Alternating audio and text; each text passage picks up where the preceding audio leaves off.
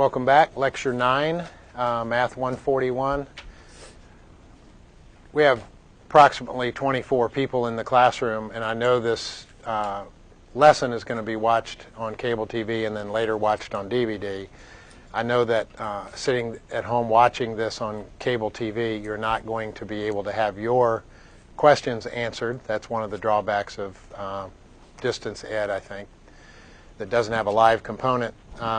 Also, future semesters watching this on DVD, you're not going to be able to have your individual questions answered.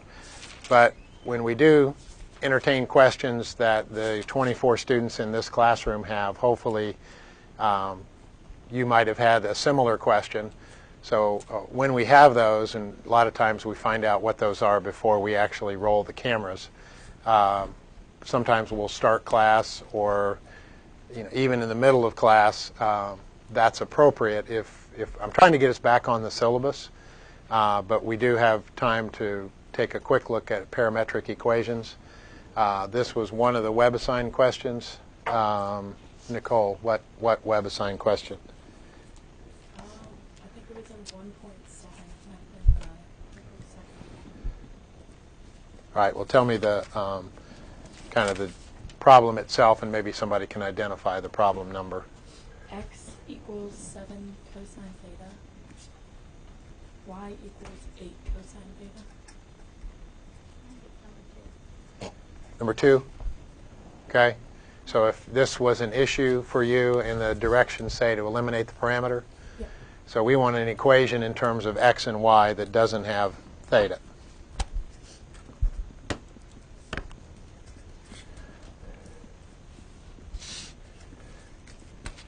So we want x and y only. Several things crossed my mind when I saw the equation. Could I draw a diagram and look at theta in reference to x and y, label different parts of the diagram? So then I decided to isolate the cosine of theta. Is this correct? Both of them are 7 cosine, or both of them are cosine? Y is sine. Y is sine? Yes. You probably said that, and I wrote down the other one. Sorry. 8 sine? Yes. Okay. I was going to say, I thought I had a plan, but that plan wasn't going to work all of a sudden. So I would try to solve the top one for cosine of theta. I think this is going to work. And you don't always have to know what's going to work when you start a math problem. Just kind of do battle with it. If it doesn't work, have another plan, try to see if you think it's going to work, and go from there. But this has a chance of working. So that is the first equation, x over 7 equals cosine. The second equation, y over 8 equals sine. And then what is some interrelationship that we know between sine and cosine that would help us kind of build our own equation? Tangent is sine over cosine. Okay, tangent is sine over cosine. Okay, that's an equation, but I don't know that that will get us anywhere, because we could put sine over cosine, and then we'd still have a theta. We have sine theta, cosine theta, tangent theta. Everything has a theta. So the other one that I heard is sine of theta squared plus cosine of theta squared equals 1. Good old-fashioned Pythagorean identity. And for sine of theta, put in y over 8. For cosine of theta, put in x over 7. And I don't know if that looks familiar to you. Let me kind of do some squaring. So that'd be y squared over 64 plus x squared over 49 equals 1. Does that look familiar? What is that? It's an ellipse. That's not a circle. Close. That's an ellipse.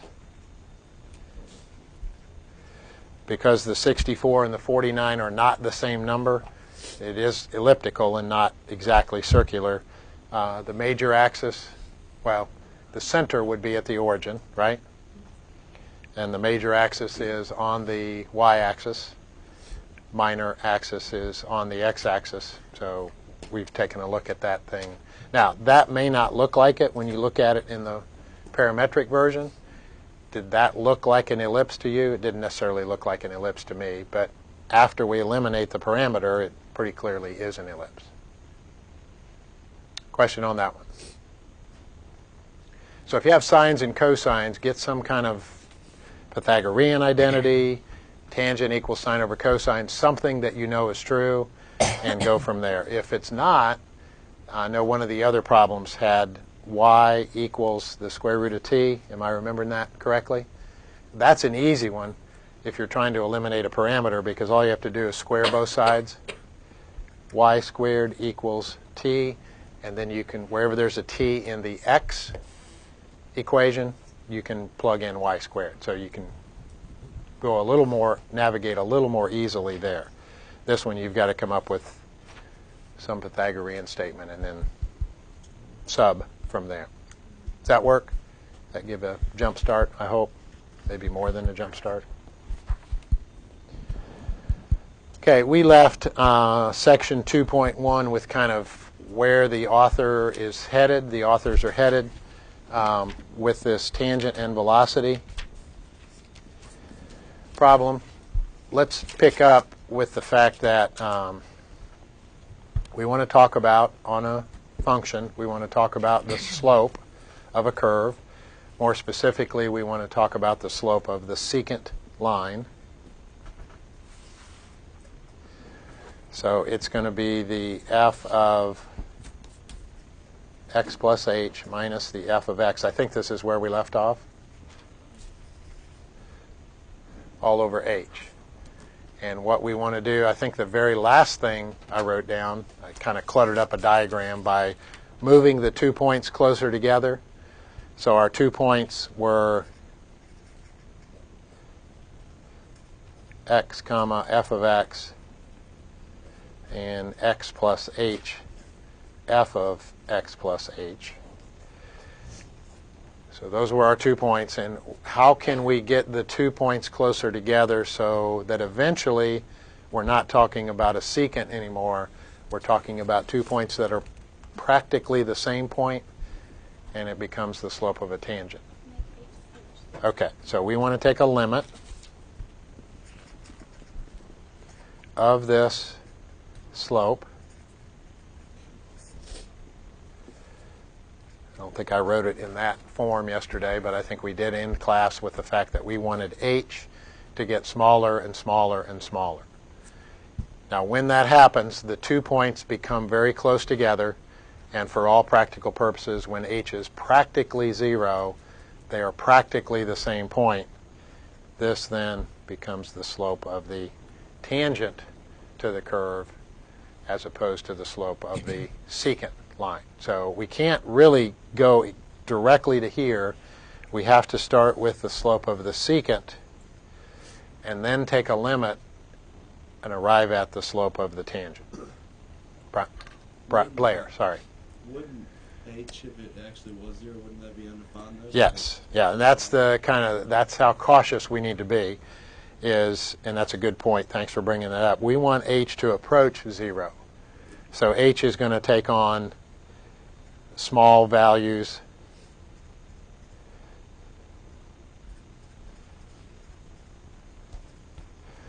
but we don't want h to be exactly 0. Now that will create a lot of problems for us if we allow, in any limit situation, the value that is approaching a certain number to actually take on that number. We don't want that to happen. We do want it to get very, very close. What does very, very close mean? I don't know what that means, to be honest with you. I know that I know I'm getting there when h is that small. I may need to be smaller than that. Certain limit situations, x is approaching infinity. How close to infinity do you get? Well, 400,000, 600 trillion. I don't know how close to infinity you get, but I know I'm headed in the right direction if I let x approach large numbers. I know I'm headed in the right direction when I let h go through this progression right here. So what is the slope of the tangent? Well, it's really about half of what you talk about in a Calc 1 class, a little more than half, because that becomes the derivative. Okay, you've heard that term, derivative in calculus. It's nothing more than the slope of the tangent line.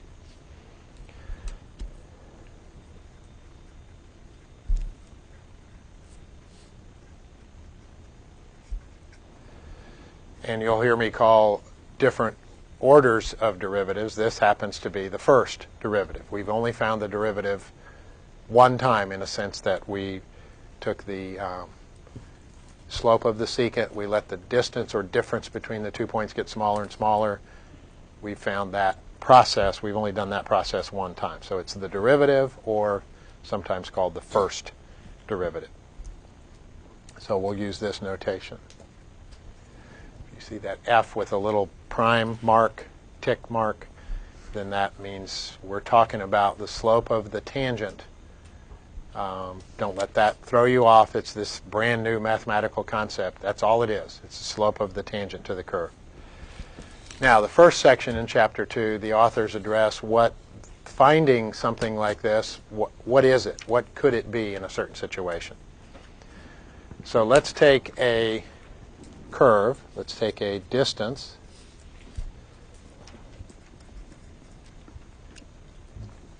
Height or position curve. Could be actually any of those, or in some cases all of those.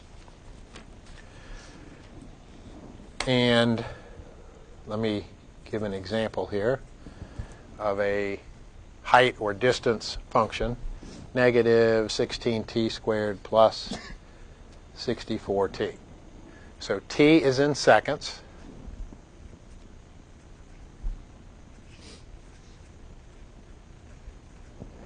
And for this particular example, it's not all the time, but in this example, s of t is in feet. So we've got points plotted in this setting. The first element of the ordered pair is going to be t, time in seconds. And the second element of the ordered pair is going to be s of t, which is distance above the ground, which is also height, which is also position. Right? So it's actually, in a sense, all of these on this function. So we could plot points.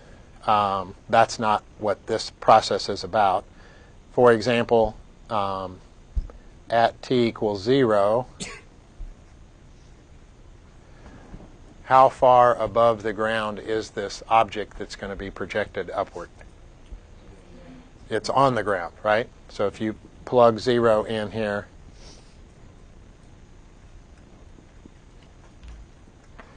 so that simply tells us that its position at time 0 is 0, meaning it's on the ground. So here's an object that's being projected from the ground upward.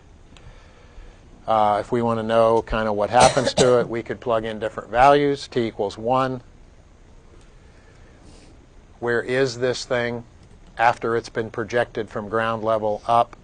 Where is it 1 second later? So we'd put 1 into that s of t function and find the s of 1. And what is that? 48. And I guess we can start to put units on this. At our first point was 0 seconds. We were 0 feet off the ground, meaning we're on the ground. The next point was at the 1 second mark. We were 48 feet off the ground. And you could continue to plot points. And you know what this looks like. Look back at the original function. Somebody tell me what that looks like. Parabola. Tell me something about the parabola. It opens down, right, because of the negative lead coefficient of the t squared term. And we don't want the whole parabola. Since it's a realistic problem, we want only the points in the first quadrant, right? Because we want t equals 0 and beyond. So here's our t-axis. Here's our s of t-axis, which is a height. So this is height in feet. And this is time in seconds. So it's going to look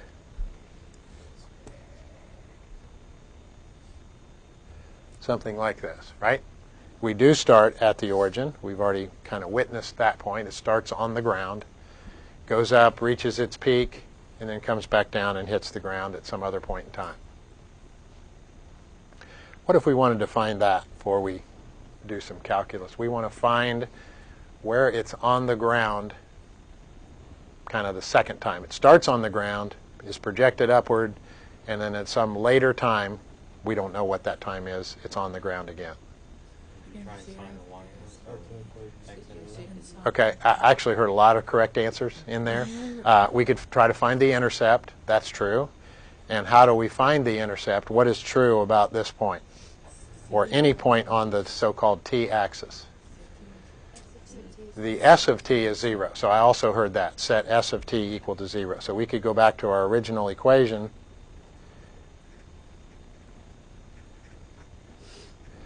And we could set the height, kind of force the height to be 0. What times will the height be 0? Well, we already know one of the answers. Aren't there two answers to that? Because of the t squared. One of the answers is 0. We already found that out by plotting a point. The other answer, well, let's see. If we factor out a negative 16t, what's that leave in the first term? T, and what's that leave in the second one? Minus 4? So at t equals 0 and t equals 4, right? Those are the two times where the height or the position is 0. Let's see if I can make a 4 out of that. So that's time equal 4. Now, symmetry would also tell us what? If it's on the ground at time 0 and it's on the ground again at time 4, where did it reach its peak? At time 2, simply because of the symmetry of this equation. So there's no calculus involved there, but we can also use calculus to find that peak. That's true, and that's kind of where we're headed today, is what is this thing, this slope thing, actually going to tell us? So let's say that the 2 points that we plotted are 0, 0, and 1, 48. Okay, we want to find the slope of the secant between those 2 points.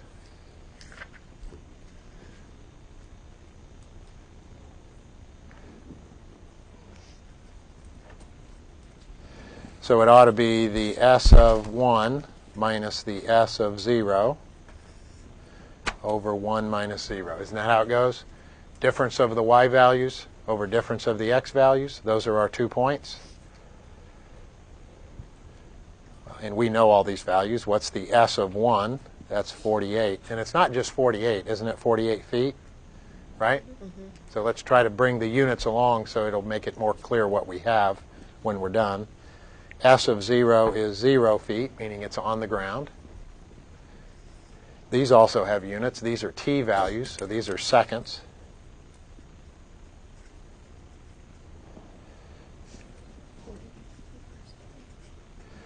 So 48 feet minus 0 feet is 48 feet.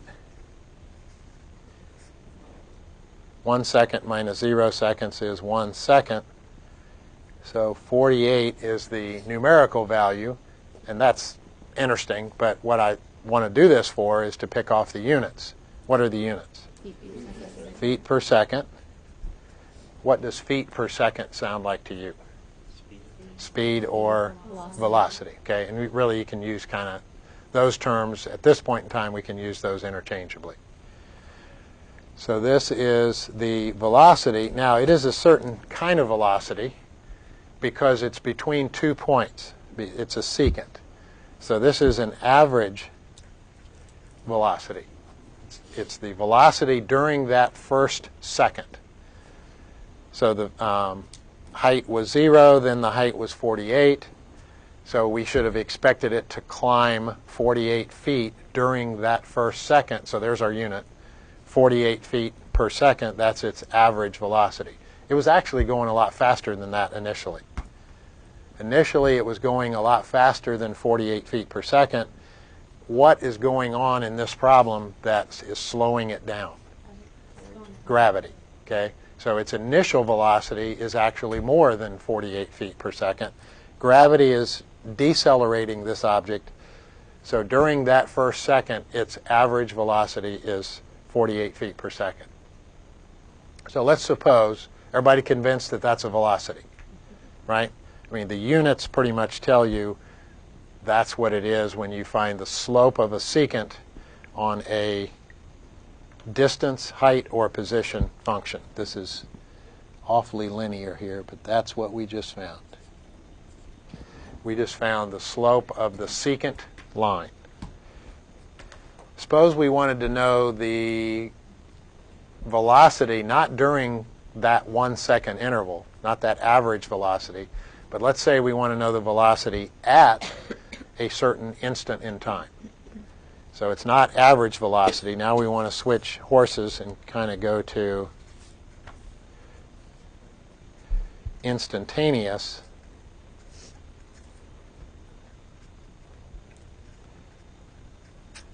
velocity. We start in a similar fashion, but we're headed in a little bit different direction. Instantaneous velocity would be at, for example, at t equals 1, at that particular instant in time. So we have to start with the slope of the secant and then do something to it. I think we already know what that is. And then come up with another formula or function that will be an instantaneous velocity function. Most of the time, following this section in the book, when the authors talk about velocity, they're not talking about average velocity. They're talking about instantaneous. But early in Chapter 2, you kind of have to pay attention to the context. Are they talking about 2 points? It's average. They're talking about 1 point. It's instantaneous.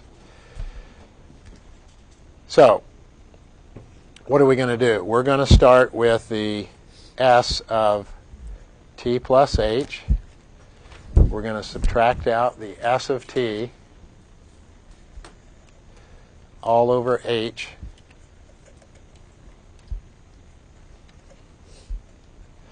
And then we're going to take a limit as h approaches 0. So this is the slope of the secant, this part. If we let h approach 0, this now becomes the slope of the tangent. Which is going to be a new function for us. It will be the velocity function. We've already seen that it's average velocity. Now it's going to be instantaneous velocity. So let's do this operation on our original function. Question before I move this. Yes, Nicole. Why couldn't you just plug 1 into the original equation to get it? Okay, you could. Now, we already did that. What did that give us when we plugged in 1? 48. We got its position, or its height, at time 1. So we now know it's 48 feet above the ground. So that was an actual point on the parabola. So that's not its velocity there. That's its location or position. So that's valuable, but it's not really what we're looking for when we talk about velocity. So what we're looking for is the slope of the tangent line right here. How fast is it moving upward at that instant? Anything else before we kind of do this long-winded problem? So we're going to take this function, and we're going to do that limit on it. So I'm going to rewrite the function.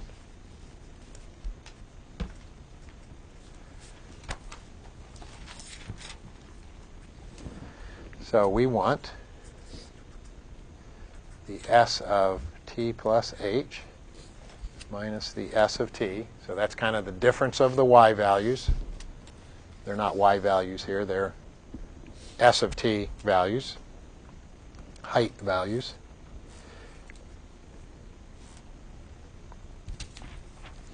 H happens to be the difference of the x values, or in this case, the t values, right?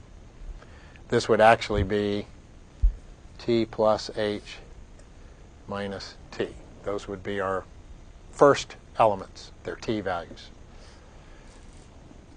And then eventually we want to let h approach 0. So this is going to give us slope of the tangent Slope of the tangent in this case is a velocity function. It's an instantaneous. Tell me what this sounds like to you. Instantaneous rate of change of distance with respect to time. It's a slope. Actually, it's a velocity. Instantaneous rate of change of distance with respect to time. What's distance divided by time? Is rate, or in this case, speed or velocity.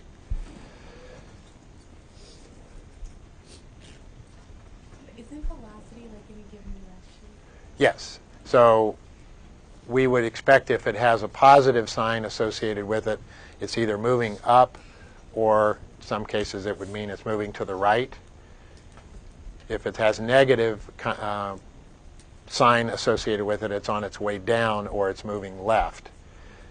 And if it's not positive or negative, what is it? It's 0.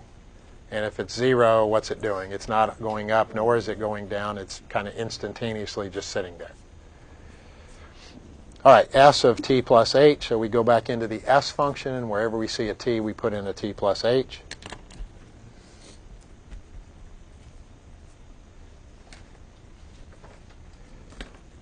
So if your algebra skills need some sharpening, this will sharpen them.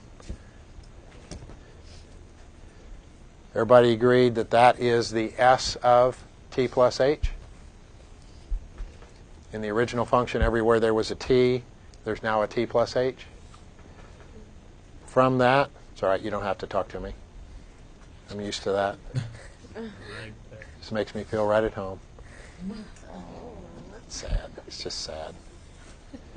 There should be the s of t, which is kind of the way it was handed to us. So there's s of t plus h minus the s of t all over h. And then at the end, we're going to let h approach 0. Save that piece till the end. If we put it in at 0 now, which Blair brought up, we don't want to let it be exactly 0, but we're going to let it be very, very close to 0. But save that till the end. This is kind of delaying that process. T plus h squared, t squared plus 2th plus h squared, 64t plus 64h, minus the negative, minus the positive,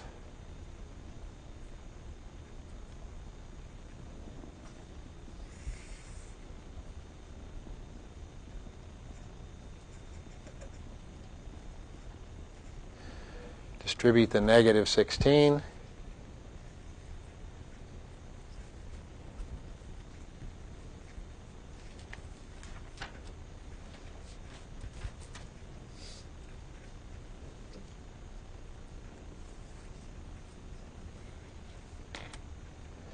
So these problems actually look a whole lot more impressive than they are. It's just algebra, kind of algebra 2 type expansion. And at this stage, when you've squared everything, distributed everything, checked all your signs, make sure they're carried through. Hopefully they are. If not, we'll discover it, I think. There should be some terms that kind of drop each other out. What are those? 16t squared. Okay, 16t squared minus 16t squared. 64t. 64t minus 64t. That's it. That's it. Now, one other thing you'll notice when you have a polynomial type function, which this is, you should have an h, which is a factor of everything in the numerator. That eventually is going to help the cause. To bring up h so that h can have a bottom. Yes, that's exactly why it's handy to have an h in the numerator, because we're going to have an h as a factor in the denominator. We could. Since that won't happen all the time, let's go ahead and just factor h out in this case. There's probably more that could be factored out, but let's just factor the h out. What's left? Negative 32c minus 16h plus 64. Okay, minus 16h plus 64.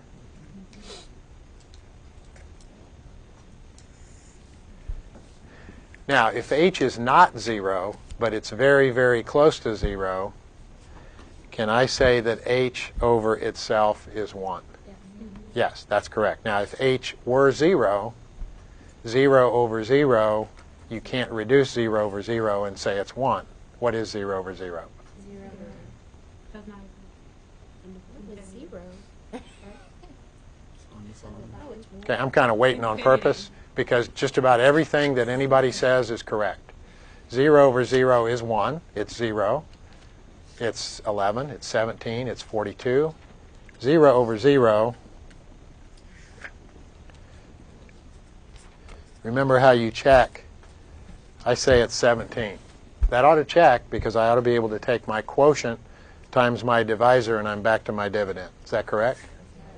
It works. 0 over 0 is also 1. 0 over 0 is also 0. It's anything you want it to be. 0 over 0 is a problem. That's why we don't want to go there. So as long as we're not using 0 over 0, this is some tiny little number over itself, that is 1. But we're not reducing 0 over 0 and calling it 1.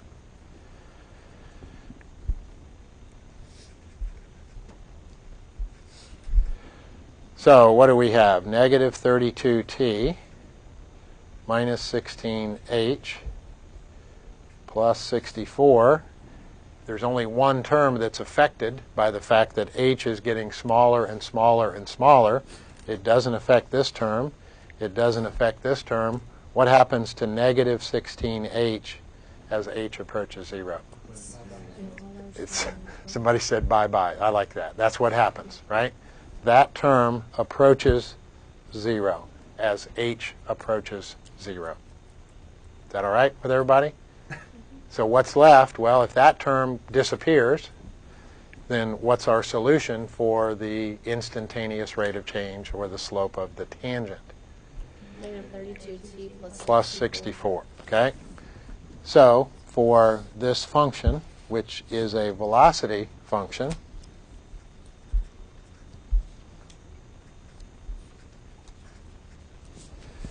we get that. Now we have a new function. When we plug points in, we're not going to get locations. We're going to get speeds. We're going to get velocity. So let's go back to something that I said earlier. At time 0, this had an initial velocity I said was larger than 48.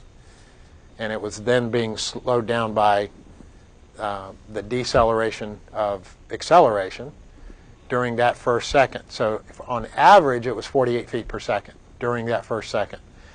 When it first was projected from the ground, its velocity at time 0 was 64. So it's not feet now. This is not the unit. This is a new function. This is a velocity function. This is what? Feet per second. So at time 0, 0 seconds. So remember, we're plotting points on the velocity function now. So one of the points on the velocity function is 0, 64. So its initial velocity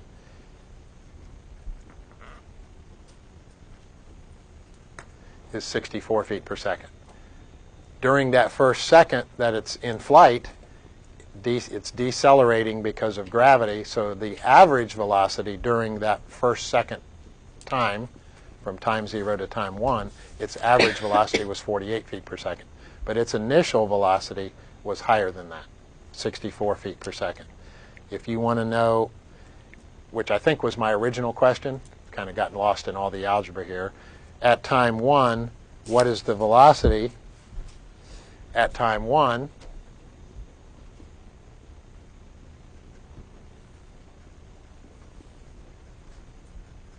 So we use our new function, which happens to be the derivative of the old function, 32. which is what, 32? Yes. So there's its velocity at the 1 second mark, and that's what we were searching for. So we now have an average velocity during the first second of flight, 48 feet per second. That had no calculus in it at all. That was difference of y's over difference of s of t's over difference of t's. Now we know its velocity at the 1 second mark. So this is an instantaneous rate of change. So we started with an s of t function. Let me write this thought down, and then I'll see what your question or thought is. We took the derivative, this limit process, the slope of the secant as h approached 0, and we came up with this new function called the velocity function. That's instantaneous velocity, by the way, not average velocity. So let's put a couple of notations together. Is it true, then, if we start with the s of t, distance, height, or position function, and we take its derivative, don't we get a velocity function? Yep. So that's notation that we'll use for quite a while here. That's really the first day of this type of notation. This is probably not appropriate, but I'm going to do it anyway. We'll revisit this. What if we started with a velocity equation, which actually technically we now have?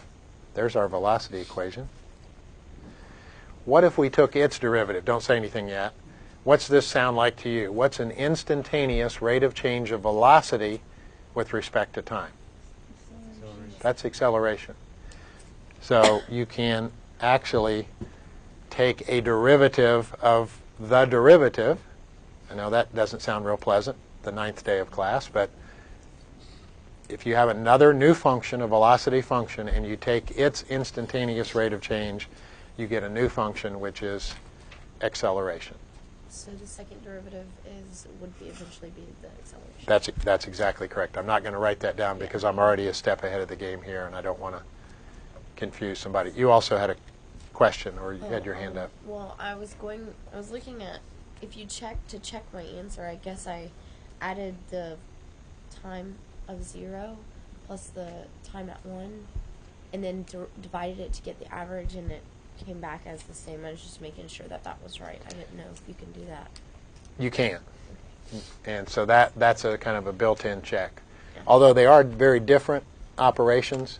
The slope of the secant, you really just ought to use the where is it at time 0, where is it at time 1, and find the slope.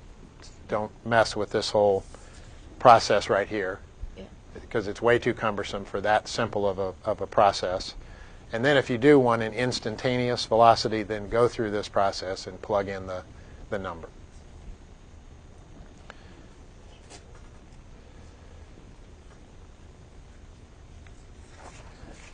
All right, before we leave this and go into section 2, put a picture up here.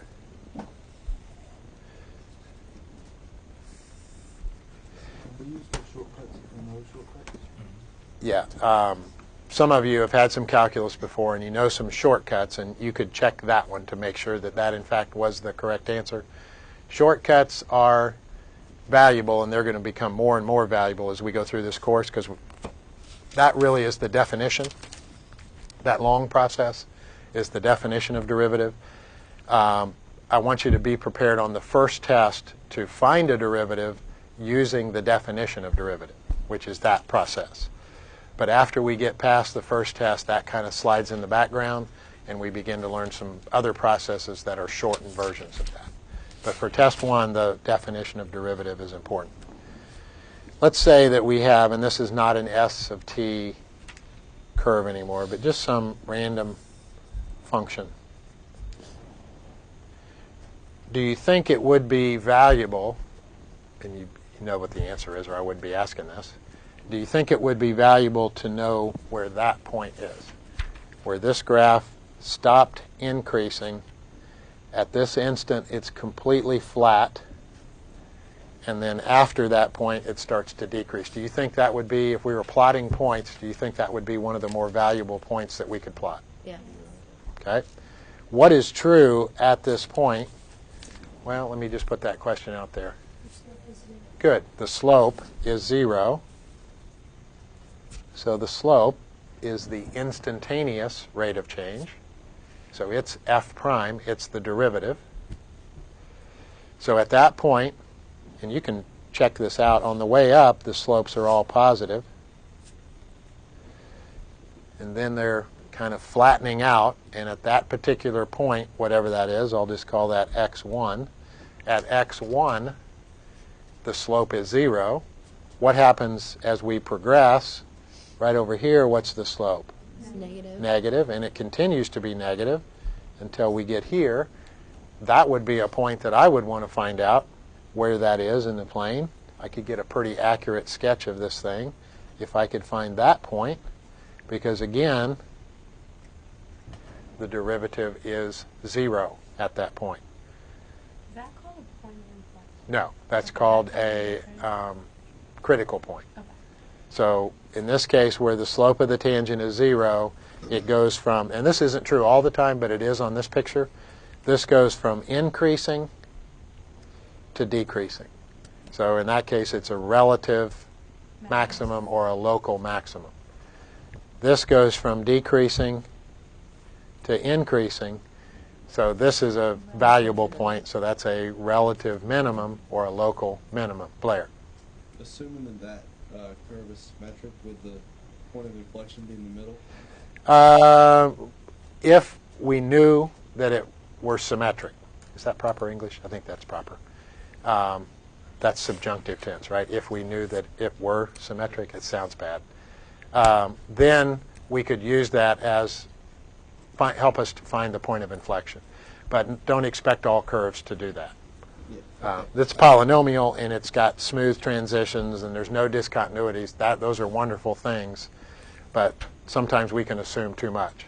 Now, Blair mentioned point of inflection, Is and that where the concavity changes? there we go. Now, this is later, so let me mention something, that there is another point that we'll figure out later, which is somewhere in here, okay?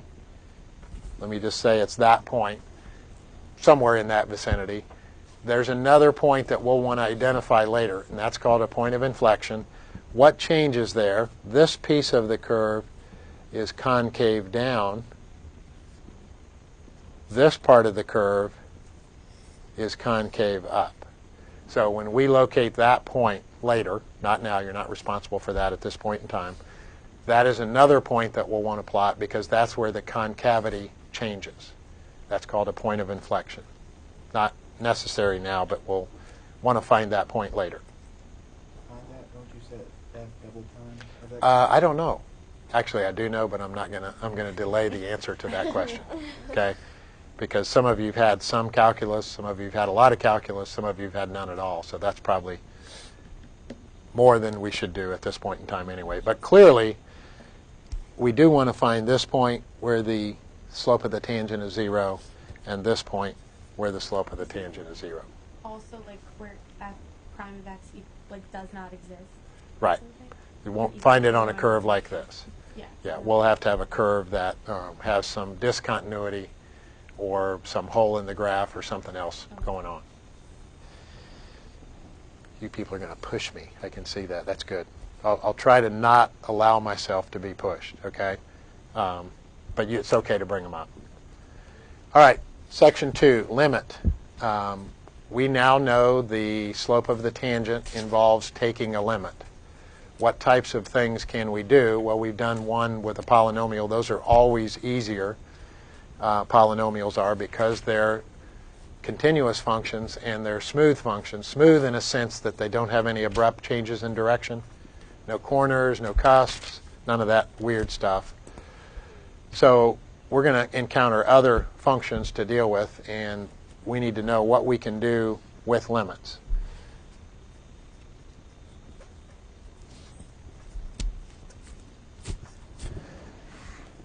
In the book, this is on page 99.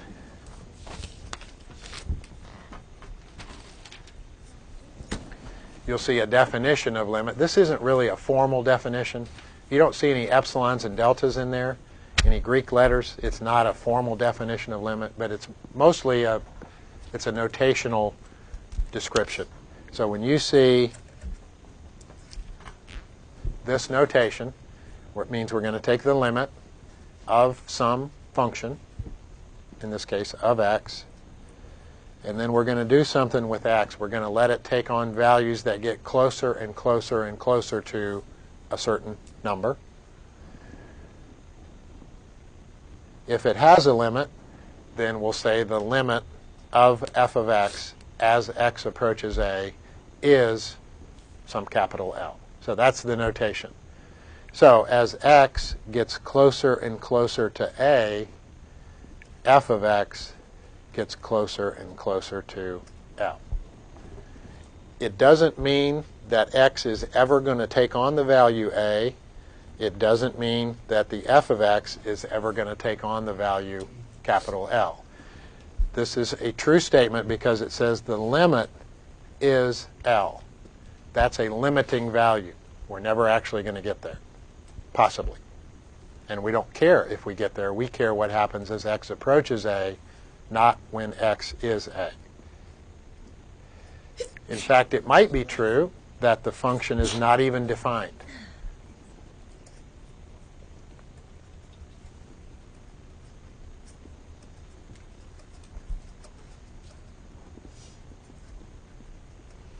So it doesn't even have to be defined at x equals a. We don't care what happens as x equals a. We care what happens as x approaches a.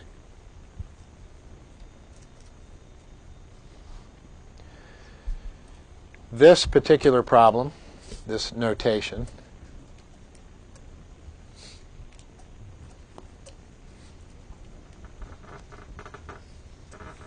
is called a two-sided limit because we want x to approach a from both sides.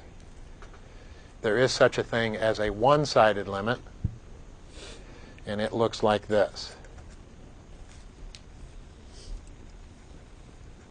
If you see a little superscripted plus sign, that means we want to get closer and closer to a, but use numbers that are a little larger than a, coming in from the right.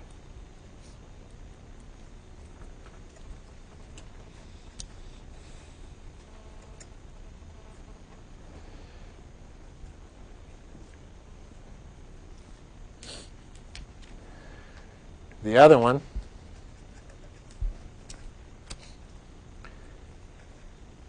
has a little superscripted minus. It doesn't mean negative. It has nothing to do with negative. It means we're coming in to a from the left.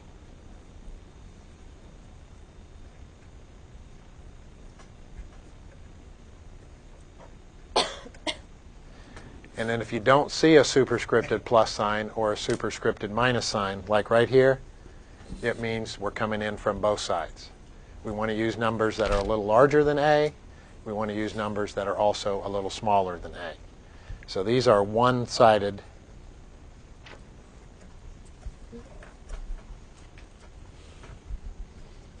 limits.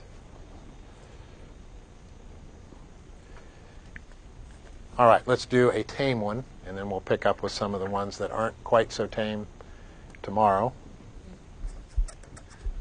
Let's do these first.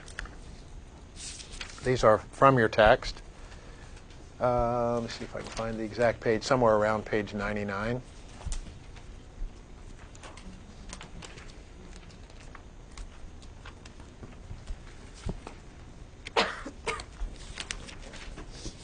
They're in 2.2. I can't find where it is right now. These are limit laws. So these are the kinds of things that we're allowed to do, and thankfully, it's page 108. Okay. They would be things that we would do. This just gives us the go-ahead, the permission to do them. So we're glad that we have this permission. The first one is if you have two functions added together and you're taking a limit, you can find the limit of each one individually.